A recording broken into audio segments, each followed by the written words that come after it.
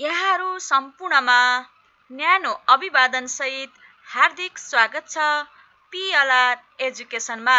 शिक्षा सम्बन्धी यस्तै भिडियोहरू राख्ने क्रमलाई निरन्तरता दिँदै आज कक्षा 10 को पाठ 1 उज्यालो यात्रा कविताको अभ्यास खण्ड लिएर उपस्थित भएकी छु। यस भिडियोलाई अन्त्यसम्म हेरेर मन परेमा लाइक, कमेन्ट र सेयर गरिदिनुहोला। साथै पिएलआर एजुकेसनलाई सब्स्क्राइब गर्नुभएको छैन भने सब्स्क्राइब गरिदिनुहोला। उज्यालो यात्रा कविताका लेखक कवि रामप्रसाद गेवाली हुन्। उनको सामान्य परिचय। नाम रामप्रसाद गेवाली। जन्ममिति 2024 वैशाख 11 गते। जन्मस्थान गुल्मी जिल्ला थानपति गाविस वडा नम्बर 3। हाल रुरु गाउँपालिका। माता पिता कुन्ता देवी गेवाली, दुर्गा प्रसाद गेवाली। हालको बसोबास बुढा नीलकण्ठ नगरपालिका वडा नम्बर 12 कपन। राष्ट्रियता नेपाली। औपचारिक शिक्षा एमए नेपाली प्रथम श्रेणीमा सर्वप्रथम। विद्यावारिधि शीर्षक नेपाली महाकाव्यमा वर्गीयता र वर्गद्वन्द्वको अभिव्यक्ति शीर्षकमा विद्यावारिधि गर्नुभएको। शिक्षण अनुभव 38 वर्ष। मावि तदेखि एमए र पिएचडी सम्मका विद्यार्थीलाई शिक्षण। हालको संलग्नता त्रिभुवन विश्वविद्यालयमा प्राध्यापन।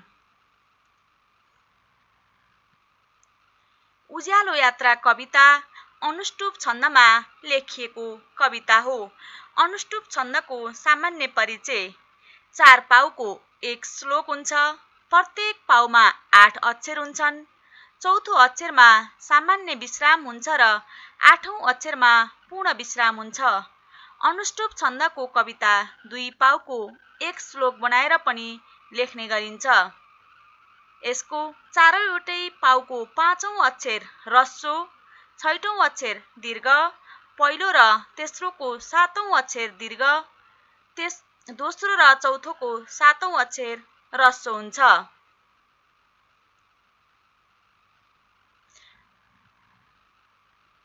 अभ्यास। शब्द भण्डार। प्रश्न नम्बर 1 दिएका अर्थ आउने शब्द उज्यालो यात्रा कविताबाट खोजेर लेख्नुहोस्। मनमा उत्पन्न हुने भाव वा विचार। भावना श्रीखण्ड घोटेर बनाइएको लेप। चन्दन गौरवले भरिएको। सौरभ आफ्नो स्वामित्व वा अधिकार छोड्ने काम। त्याग सबैभन्दा उच्च वा अग्लो, सर्वोच्च। प्रश्न नम्बर 2 दिएको अनुच्छेदबाट 2 जोडी पर्यायवाची शब्द पहिचान गर्नुहोस्।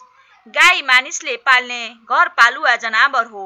यो चौपाया वर्गभित्र पर्छ। मानवका लागि गाईको दुध निकै पोषिलो हुन्छ। शरीर स्वस्थ राख्न तागतिला कुरा खानुपर्छ। दुग्ध र दुग्धजन्य पदार्थ बिक्री गरेर मान्छेले आर्थिक उपार्जन पनि गर्छन्। गाई पालनलाई व्यवसायका रूपमा प्रयोग गरेर धेरै आम्दानी गर्न सकिन्छ। यस अनुच्छेदमा भएका 2 जोडी पर्यायवाची शब्दहरू। यहाँ धेरै पर्यायवाची शब्द भएकाले सबै पर्यायवाची शब्दहरू लेखिएको छ। आवश्यकता अनुसार 2 जोडी लेख्नुहोला। दुग्ध दूध, मानिस मानव, आम्दानी उपार्जन, पोषिलो तागतिलो, जनावर चौपाया।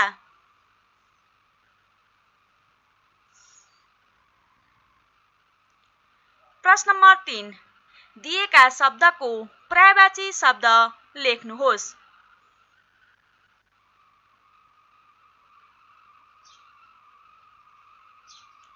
शक्ति बल वा तागत। यसका धेरै पर्यायवाची शब्दहरू हुन्छन्, तर यहाँ 2-2वटा पर्यायवाची शब्द मात्रै दिएको छ। प्रेम प्रीति माया। धरती पृथ्वी धरणी। शिर टाउको, माथ, कर्म, कार्य, काम, सुन्दर, मनोहर, राम्रो, जिन्दगी, जीवन, जिन्दगानी, महान, ठुलो, उच्च, हावा, पवन, वायु, आकाश, गगन, नभ, नयन, आँखा, नेत्र।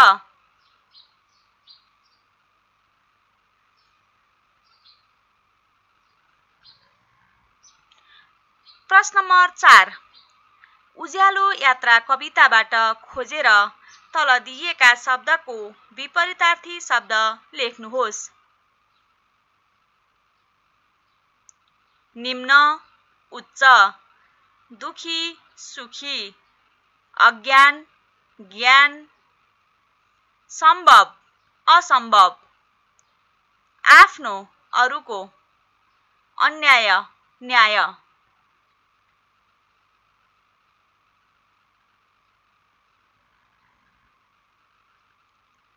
प्रश्न नम्बर 5, उदाहरणमा दिए जस्तै कुनै 5 जोडी विपरीतार्थी शब्द खोजी वाक्यमा प्रयोग गर्नुहोस्।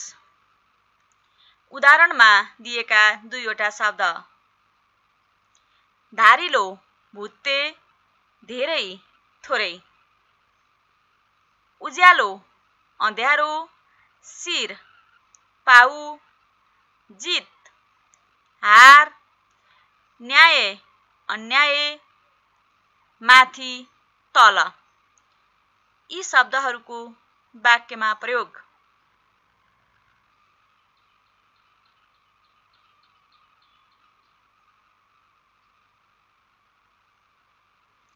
अँध्यारो, शिक्षा बिनाको जीवन अँध्यारो हुन्छ। पाउ, दाजुले आमाको पाउमा शिर राखी ढोग गर्नुभयो। हार, वीर गोर्खालीका सन्तानलाई हार मानेर बस्ने अधिकार छैन। अन्याय, हामीले अन्याय कदापि सहनु हुँदैन। तल, हाम्रो विद्यालय तल ठुलो मन्दिर छ।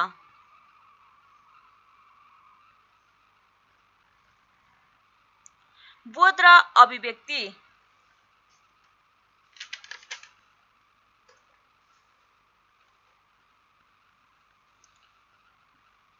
प्रश्न नम्बर 6, उदाहरणमा दिए जस्तै जोडी अनुप्रासयुक्त शब्द पाठबाट खोजेर लेख्नुहोस्।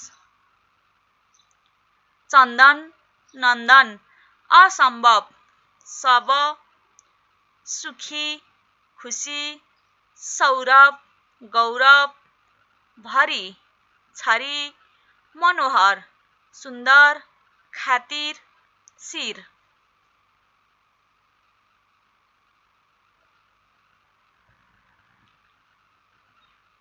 प्रश्न नम्बर 7, दिएको कवितांश पढी सोधिएका प्रश्नको उत्तर दिनुहोस्। कवितांशको अंश। प्रश्न, यस कवितांशका 4 पाउ छुट्याएर लेख्नुहोस्। जसका भावना हाँस्छन् मनमा रागिनी भरी, जसका जिन्दगी बाँच्छन् रातमा चाँदनी छरी। आ, कवितांशका 4 पाउको 5औं ह्रस्व वर्ण रेखाङ्कन गर्नुहोस्। भावनाको ओ, रागिनीको गी, जिन्दगीको द, चाँदनीको द। कवितांशका 4 पाउको 6औं दीर्घ वर्ण रेखाङ्कन गर्नुहोस्। भावनाको ना, रागिनी नी, जिन्दगी गी, चाँदनी नी। प्रश्न ई, कवितांशका 4 पाउका 7औं वर्ण क्रमशः लेख्नुहोस्। हा, भ, बा, छ।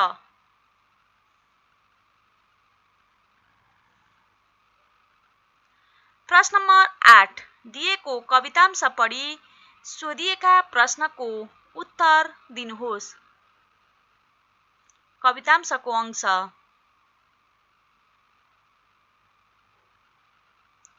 प्रश्न, धरतीलाई केले मनोहर बनाएको छ? यही कविताको अंशमा रहेर उत्तर दिनुपर्नेछ। ज्ञान र कर्ममा जुटेका मानिसहरूको सङ्घर्षले धरतीलाई मनोहर बनाएको छ। कर्म गर्नेको जिन्दगी कस्तो बन्छ?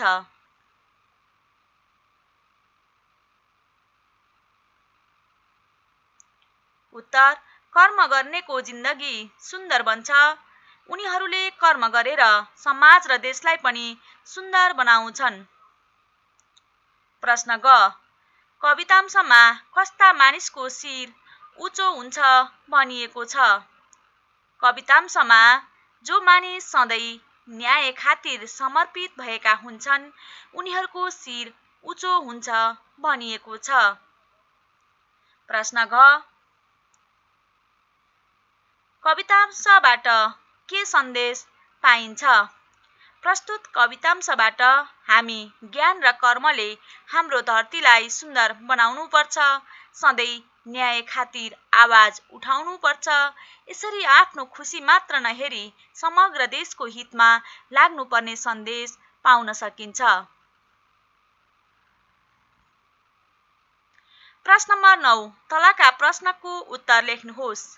उज्यालो यात्रा कविताको सुरुका 2 वटा श्लोकको आशय वर्णन गर्नुहोस्। उत्तर: धार्मिक दृष्टिकोणले श्रीखण्ड पवित्र रुख हो। जसरी श्रीखण्डको काठलाई 100औं पटक घोड्दा पवित्र सुगन्धित चन्दनमा परिणत हुन्छ, त्यसरी नै हामीमा कर्म शक्ति र सामर्थ्य छ भने जङ्गललाई पनि स्वर्गको बगैँचा बनाउन सक्छौं। हामीले जहिले पनि उच्च संकल्प लिनुपर्छ। संसारमा असम्भव केही छैन। उच्च संकल्प भयो भने मात्र हरेक सपना साकार पार्न सकिन्छ। सबै महान व्यक्तिहरू संकल्पकै कारण महान बनेका हुन्। जीवनलाई सार्थक पार्नका लागि उच्च संकल्पका साथ कर्मशील बनी उज्यालो यात्रा तय गर्नुपर्छ। दृढ अठोटका साथ कर्म एकको साधना गरेमा नै मान्छे महान बन्न सक्छ भन्ने आशय उपयुक्त श्लोकमा पाइन्छ। प्रश्न ख, जीवन सार्थक पार्न के गर्नुपर्छ? कर्म नै मानवीय जीवनको उन्नति र प्रगतिको कारक भएकाले जीवन सार्थक पार्न निरन्तर कर्म गर्नुपर्छ। जीवनको यात्रालाई उज्यालो बनाउन अर्थात् सार्थक पार्न उच्च संकल्प लिएर हामी कर्मशील बन्नुपर्छ। हामीले ईर्ष्या, द्वेष त्यागेर प्रेमको सौरभ छर्नुपर्छ र उपकारी बन्नुपर्छ। हामी उदाहरणीय व्यक्तित्व बन्न सक्नुपर्छ। हाम्रो ज्ञानले धरतीलाई मनोहर बनाउनुपर्छ अनि हाम्रो कर्मले सुन्दर विश्व निर्माण गर्नुपर्छ। कर्म विध्वंसका लागि होइन, निर्माणका लागि हो। त्यस्तै हामीले लोभ लालच मन मस्तिष्कबाट फ्याँकेर न्यायका खातिर सदैव समर्पित हुनुपर्छ। उदात्त कर्मयोगको यात्रा तय गर्नुपर्छ, तब मात्र जीवन सार्थक पार्न सकिन्छ।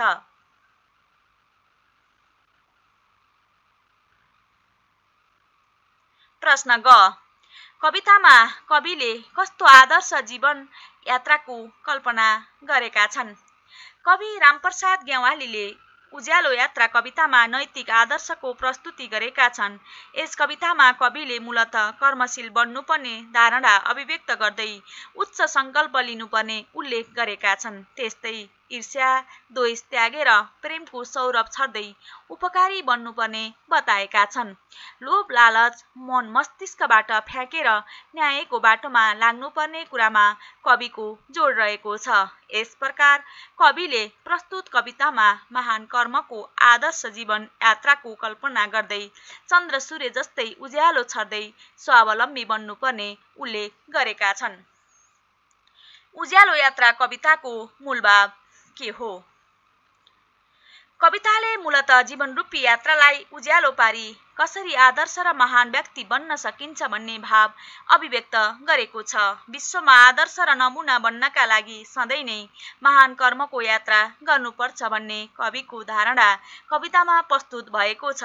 महान कर्मको आदर्श यात्रामा कहिले चलुला, चन्द्र सूर्य जस्तै आफै कहिले बलुला, आफ्नो पौरखले आफ्नो बाटो कहिले खनुला अनि सर्वोच्च कविता आफै कहिले बनुला।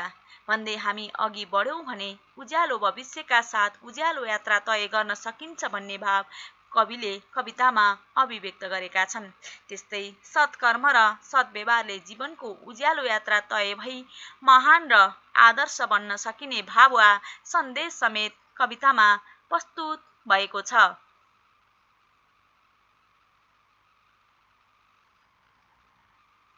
प्रश्न नम्बर 10 कविताको दोस्रो श्लोकलाई व्याकरणिक पदक्रम मिलाई गद्यमा रूपान्तरण गर्नुहोस्। कविताको दोस्रो श्लोक भएमा उच्च संकल्प छैन केही असम्भव संकल्पैले बनेका हुन् महान मान्छेहरू सब। यसलाई गद्यमा रूपान्तरण गर्दा उच्च संकल्प भएमा केही असम्भव छैन, सब महान मान्छेहरू संकल्पैले बनेका हुन्।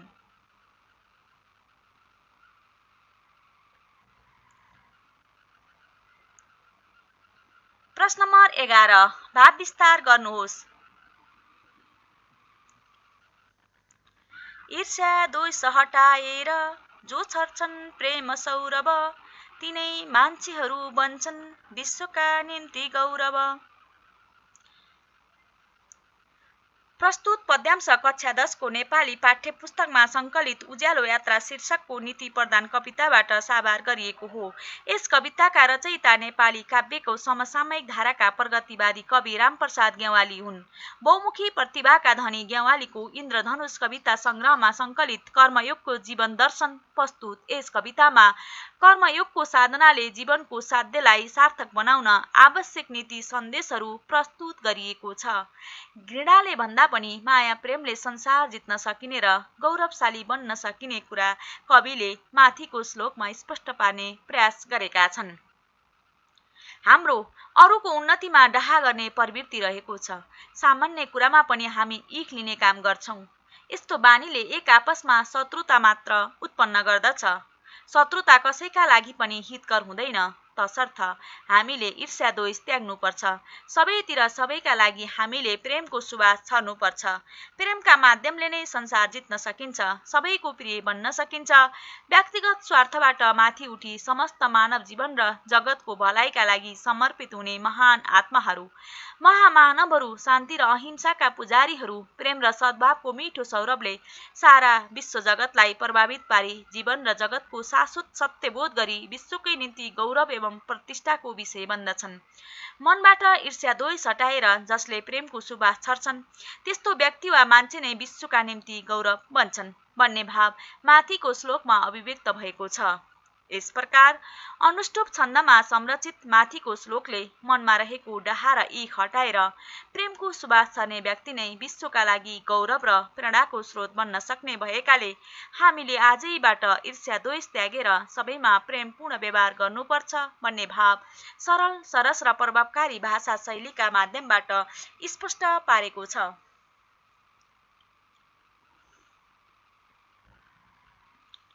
ख उदात्त कर्मको यात्रा गर्दछन् जो सधैँ सधैँ आदर्श नमुना मान्छे बन्दछन् विश्वमा तिनै। प्रस्तुत पद्यांश कक्षा 10 को नेपाली पाठ्य पुस्तकमा संकलित उज्यालो यात्रा शीर्षकको नीति प्रदान कविताबाट साभार गरिएको हो। यस कविताका रचयिता नेपाली काव्यको समसामयिक धाराका प्रगतिवादी कवि रामप्रसाद गेवाली हुन्।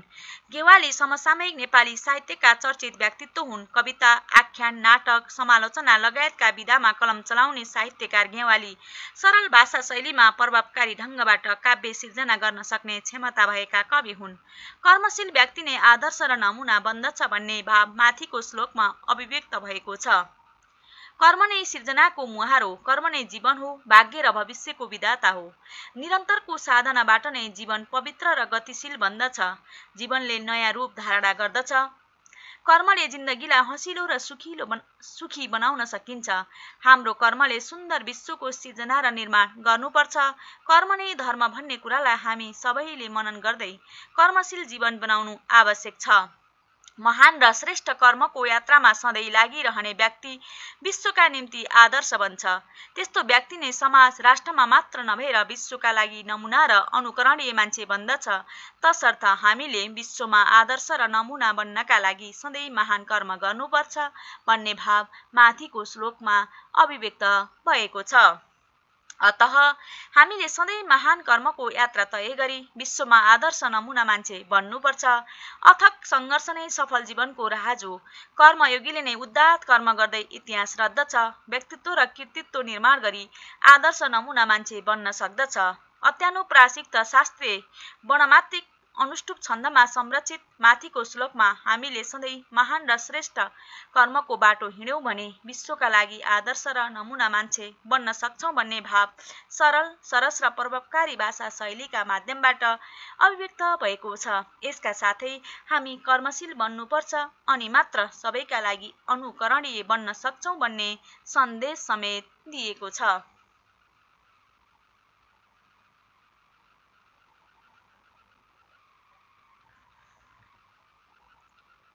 प्रश्न नम्बर 12, कर्मशील बन्न कसरी सकिन्छ? उज्यालो यात्रा कविताका आधारमा लेख्नुहोस्। रामप्रसाद गेवालीद्वारा रचित उज्यालो यात्रा शीर्षकको कविता नैतिक विषयवस्तुमा आधारित सन्देशमूलक कविता हो। अनुष्टुप छन्दमा संरचित प्रस्तुत कवितामा 12 वटा श्लोक रहेका छन्। सरल र सरस भाषा शैलीको प्रयोग गरिएको यस कवितामा विभिन्न बिम्ब र दृष्टान्तको यथोचित प्रयोग गरिएको छ। समग्रमा कविता सरल, बोधगम्य र प्रभावकारी बनेको छ। कविताले मूलतः कर्मशील बनेर जीवनरूपी यात्रालाई उज्यालो पारी आदर्श र महान व्यक्ति बन्न सकिन्छ भन्ने भाव अभिव्यक्त गरेको छ। उज्यालो यात्रा कवितामा कर्मशील बन्न सबैलाई प्रेरित गरिएको छ। कर्मशील व्यक्ति नै महान र अनुकरणीय बन्ने भाव समेत कवितामा अभिव्यक्त गरिएको छ।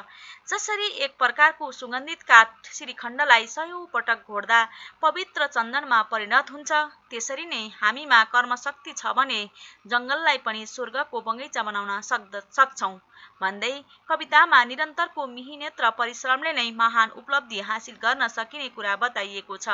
त्यस्तै हामीले जहिले पनि उच्च सङ्कल्प लिनुपर्छ। संसारमा असम्भव केही छैन। सबै महान व्यक्तिहरू सङ्कल्पकै कारण महान बनेका हुन् भन्दै हामीलाई कर्मशील बन्न सकिने तरिका बताइएको छ। कर्मले जिन्दगी हँसिलो र सुखी बनाउन सकिन्छ। अरूसँग लिने भन्दा पनि अरूलाई दिने अर्थात् उपकारीहरू खुसी रहन सक्छन्। मनबाट ईर्ष्या र द्वेष हटाएर प्रेमको मिठो बास्ना छर्ने मानिसहरू नै विश्वका निम्ति गौरव बन्छन्। प्रेमको सुवास छर्नेहरू नै कर्मशील पनि बन्न सक्छन्। हाम्रो कर्मले उच्च जीवनका पथ लिन सक्यो भने त्यसै पथमा अरू मानिसहरू पनि गौरव साथ हिँड्दछन्। हामीले प्राप्त गरेको ज्ञानले धरती मनोहर पार्न सक्नुपर्छ। हाम्रो कर्मले सुन्दर विश्व निर्माण गर्न सक्नुपर्छ। अन्यायका विरुद्ध खडा भई न्यायका खातिर सधैँ लड्नेहरू नै संसारमा विजयी बनेका छन्। मन र मस्तिष्कमा लोभ लालच नहुने व्यक्ति नै सधैँ त्यागका निम्ति अग्रसर हुन सक्छ भन्दै कर्मशील बन्न अवलम्बन गर्नुपर्ने तरिका स्पष्ट पारिएको छ। साथै कविले चन्द्र सूर्य जस्तै उज्यालो छरेर आदर्श यात्रामा अघि बढी आफ्नो पौरखले आफू हिँड्ने बाटो आफैले खनेर हामी कर्मशील बन्न सक्ने कुरा समेत स्पष्ट पारेका छन्। अतः दृढ सङ्कल्पका साथ आदर्श नमुना मान्छे बनी मानव जीवनलाई सार्थक पार्ने उद्देश्य लिएमा कर्मशील बन्न सकिन्छ। व्यक्तित्व र कृतित्व निर्माणार्थ उदात्त कर्मको आदर्श यात्रा तय गरेमा कर्मशील बन्न सकिन्छ। व्यक्तिगत स्वार्थबाट माथि उठी मानवीय भलाइमा समर्पित भएमा कर्मशील बन्न सकिन्छ। सरल, सरस, बोधगम्य एवं परिष्कृत भाषा शैलीका साथै तत्सम शब्दहरूको अधिक प्रयोग, अनुप्रास, दृष्टान्त, उपमा, अलङ्कार, बिम्ब प्रतीकको प्रयोगले कविता उच्च कोटिको बनेको छ।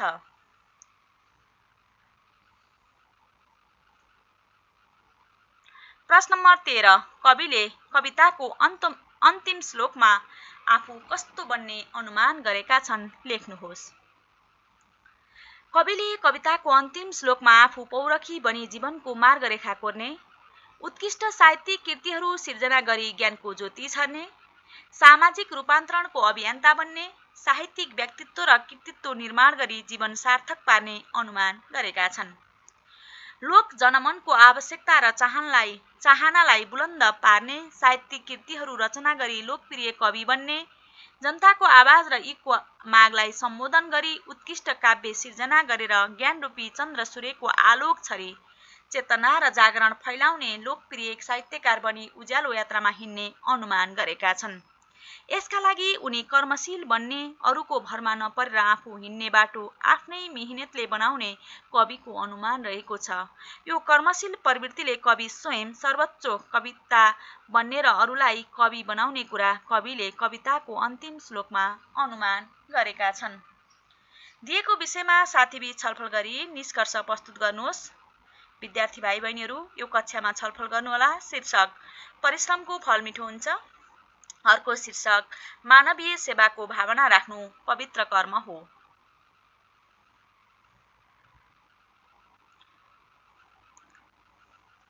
प्रश्न नम्बर 15 दिएको अनुच्छेद पढ्नुहोस् र सोधिएका प्रश्नको उत्तर लेख्नुहोस्। यो अनुच्छेद पेज नम्बर 6 मा छ। प्रश्न गुरुकुल भनेको के हो? गुरुकुल भनेको गुरुको सान्निध्यमा विद्यार्थीले आवासीय रूपमा शिक्षा ग्रहण गर्ने स्थान हो। गुरुकुलमा कस्तो शिक्षालाई प्राथमिकता दिइन्थ्यो? गुरुकुलमा सैद्धान्तिक अध्ययनभन्दा व्यवहारिक अध्ययन अर्थात् व्यवहारिक शिक्षालाई प्राथमिकता दिइन्थ्यो। प्रश्न ई गुरुकुलमा किन जुनसुकै समयमा पनि औपचारिक कक्षा सुरु हुन्थ्यो? गुरुकुलमा निश्चित समय तालिका नहुने तथा गुरु र शिष्य प्राय सँगसँगै हुने हुनाले जुनसुकै समयमा पनि औपचारिक कक्षा सुरु हुन्थ्यो। यी गुरुकुलमा शिष्य कसरी दीक्षित हुन्थे? गुरुकुलमा नीति व्यवहार र उसको व्यावसायिक कौशलको केही कठिन परीक्षा लिइन्थ्यो। त्यो परीक्षा पूरा गर्न सकेमा गुरुकुलमा शिष्य दीक्षित हुन्थे। 15 को ख भाषिक संरचना र वर्णविन्यास। पहिलो अनुच्छेदको पहिलो वाक्यबाट एक-एकवटा नाम, विशेषण र क्रियापद लेख्नुहोस्। यसको पहिलो अनुच्छेदको पहिलो वाक्य गुरुकुल भनेको गुरुको सान्निध्यमा विद्यार्थीले आवासीय रूपमा शिक्षा ग्रहण गर्ने स्थान हो। यसबाट नाम शिक्षा, विशेषण आवासीय, क्रियापद हो। पढ धातुबाट एक-एकवटा नाम र क्रियायोगी शब्द निर्माण गर्नुहोस्। धातु पढ, यसबाट बनेको नाम पढाइ, क्रियायोगी पढेर। अनुच्छेदबाट सुरु, बीच र अन्तिममा ह्रस्व इकार प्रयोग भएका दुई-दुईवटा शब्द टिपोट गर्नुहोस्। सुरुमा ह्रस्व इकार प्रयोग भएका शब्द शिक्षा, विभिन्न, बीचमा ह्रस्व इकार प्रयोग भएका शब्द परिपाटी, तालिका, अन्तिममा ह्रस्व इकार प्रयोग भएका शब्द नीति, उच्चकोटि। यहाँ धेरै शब्दहरू छन्, मात्र दुई-दुईवटा टिपिएको छ। त्यस्तै गरी यो प्रश्न नम्बर आको पनि क्रियायोगी शब्द पढ्नाले पनि हुन्छ। हामीले जुन इच्छा लाग्छ त्यही लेख्दा उपयुक्त हुन्छ। सुनाइ र बोलाइ। सुनाइ पाठ 1 सुन्नुहोस् र दिएका प्रश्नको उत्तर भन्नुहोस्। विद्यार्थी भाइ बहिनीहरू, सुनाइ पाठ आफै सुन्ने प्रयास गर्नुहोला र उत्तर लेख्ने प्रयास गर्नुहोला। यहाँ नमुना उत्तर दिएको छ। प्रश्न क चुली बिहान रातो बन्नुको कारण के हो? चुली बिहान रातो बन्नुको कारण चुलीमा रविको झलमल झुल्का पर्नु हो। ऊर्जा बल केले बढ्छ? कोकिल कण्ठहरूको मधुरताले ऊर्जा बल बढ्छ।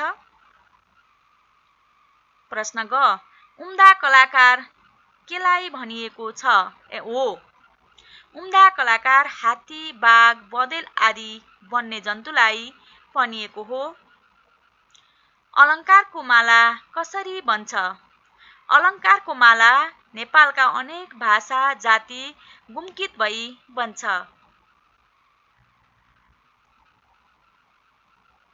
सुनाइ पाठ 1 का आधारमा नेपालको सुन्दरताको वर्णन गर्नुहोस्। शान्ति सापकोटाद्वारा लिखित नेपाल नै सर्वोपरि कवितामा नेपालको सुन्दरताको वर्णन गरिएको छ। बिहान रविका किरणमा रङ्गिने हिमालहरू, नेपालमा रहेका विभिन्न भाषा, जाति, अनेक गाँसिएका अलङ्कारका मालाले नेपाललाई सुशोभित बनाएको छ। यहाँका अमृतको लय दिने झरनाहरू, वनमा पाकेका काफल जस्ता फलहरू, वनमा मधुरता कण्ठले गीत गाउने कोकिल, समयको ज्ञान दिने भाले र बाघ, हात्ती, बँदेल आदि जस्ता वनका उम्दा कलाकारले नेपालको सुन्दरता बढाएका छन्। नेपालका पाखा, भिर, फाँटहरू ऐश्वर्यका खानी हुन् जसले नेपालको सुन्दरतालाई उच्च बनाएका छन्। भाषिक संरचना र वर्णविन्यास दिएको अनुच्छेदबाट रेखाङ्कित शब्दको पदवर्ग पहिचान गरी छलफल गर्नुहोस्। फुर्बा असल विद्यार्थी हुन्। उनी सोलुखुम्बु जिल्लाको जनजागृति माविमा 10 कक्षामा पढ्दैछन्। उनी सधैँ विद्यालय जान्छन्। उनी मिहिनेतपूर्वक पढ्छन्। उनी बिहान सबेरै उठ्छन् र आफूले पढ्नुपर्ने पाठ नियमित रूपमा पढ्छन्। कक्षामा गुरुले दिएको कक्षा कार्य सधैँ गर्छन्। रेखाङ्कित शब्दहरू: असल विशेषण, उनी सर्वनाम, पढ्दैछन् क्रियापद, सधैँ विशेषण, पूर्वक नामयोगी, सबेरै क्रियायोगी, आफू सर्वनाम, दिएको विशेषण।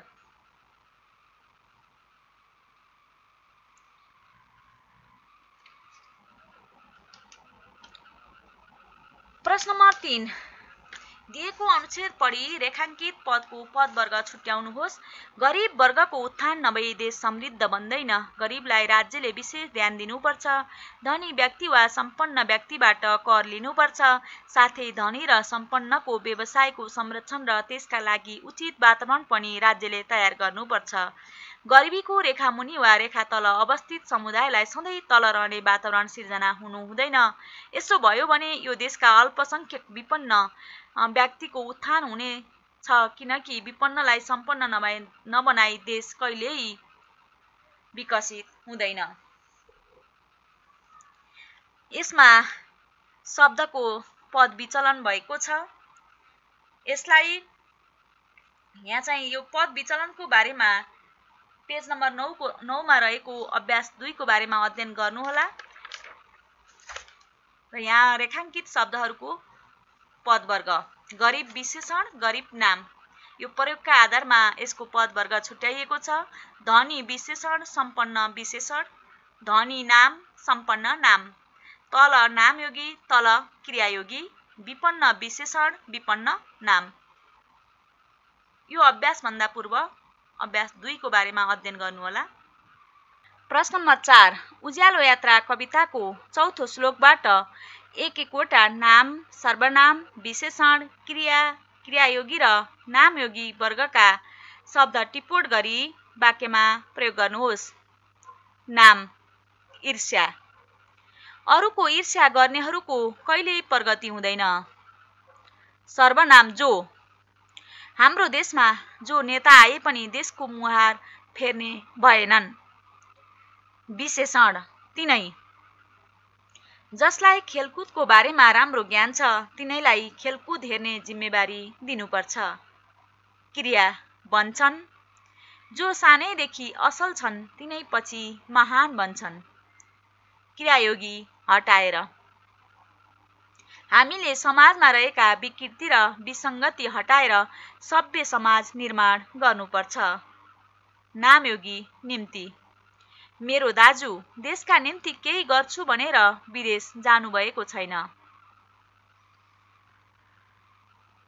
प्रश्न नम्बर 5, कोष्टकमा दिएको संकेत अनुसार तलका शब्दलाई वाक्यमा प्रयोग गर्नुहोस्। र संयोजकको रूपमा: म धेरै पढ्छु र प्रथम हुन्छु। र निपातको रूपमा: तिमी मसँग जान्छौ र।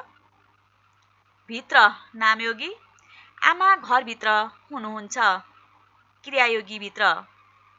तिमी भित्र जाऊ।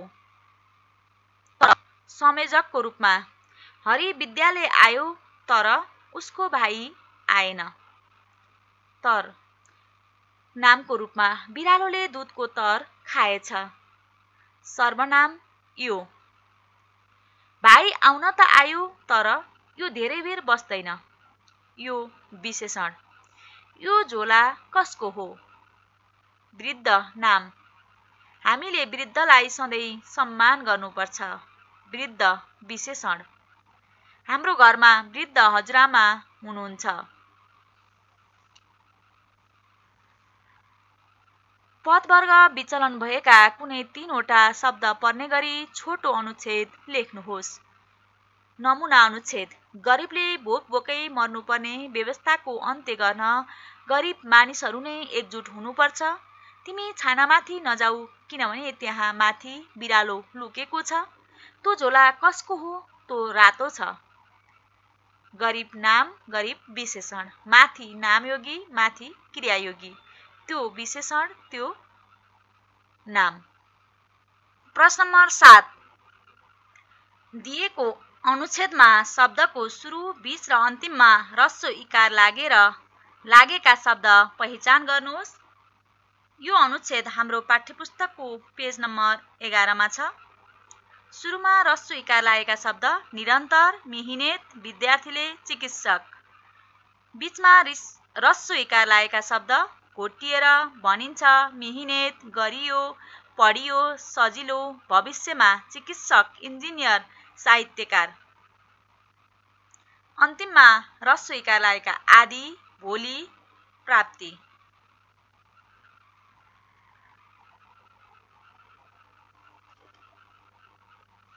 विद्यार्थी भाइ बहिनीहरू, प्रश्न नम्बर 8 छुटेछ।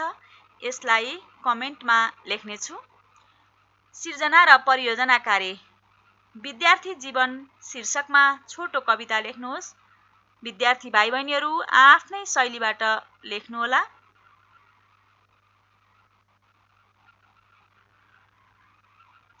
यति बेलासम्म यस भिडियो हेरेर बस्नुभएकोमा तपाईहरूलाई धन्यवाद। यस भिडियोलाई लाइक, कमेन्ट र सेयर गरिदिनुहोला। साथै PLR एजुकेसनलाई सब्स्क्राइब गर्नुभएको छैन भने सब्स्क्राइब गरिदिनुहोला। धन्यवाद।